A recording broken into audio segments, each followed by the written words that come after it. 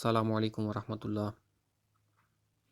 آج ہم بات کریں گے خواب میں پانی کا گھر دیکھنے کے حوالہ سے۔ اس حوالے سے حضرت ابن سیرین رحمہ اللہ فرماتے ہیں کہ اگر کوئی خواب کے اندر پانی کا گھر بنائے تو دلیل ہے کہ دنیا کے مال پر حریص اور راغب ہوگا اور مال سے خرچ نہ کرنا چاہے گا، یعنی بخیل ہوگا، کنجوسی کرے گا۔ بعض اہل تعبیر نے بیان کیا ہے کہ اگر کوئی بندہ خواب میں پانی کا گھر دیکھے تو اس کو جادوگر عورت ملے گی اور وہ عورت حرام خور اور بددیانت ہوگی۔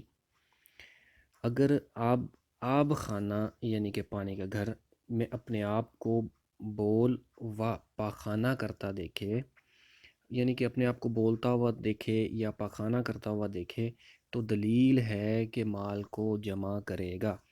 اور اگر دیکھے کہ آب خانے میں یا آب خانے کے گھڑے میں گرا ہے، یعنی کہ پانی کے گھر میں یا اس کے گھڑے میں گر گیا ہے، تو دلیل ہے کہ مال جمع کرنے میں غرق ہوگا۔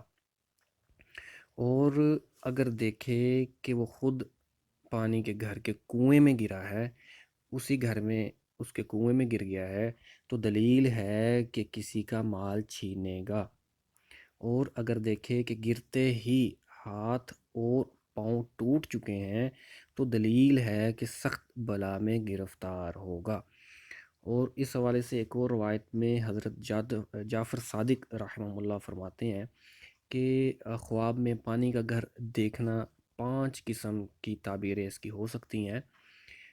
سب سے پہلی بات وہ بیان کرتے ہیں کہ مال حرام آئے گا، دوم دنیا کی عیش و عشرت ملے گی، سوم خزانہ ملے گا، اور چوتھے نمبر پہ بیان کرتے ہیں کہ حرام میں شروع کرے گا، اور پنجم میں اس کا وہ بیان کرتے ہیں کہ خدمتگار ہوگا اور حرام خور عورت ملے گی۔ واللہ اعلم بالصواب۔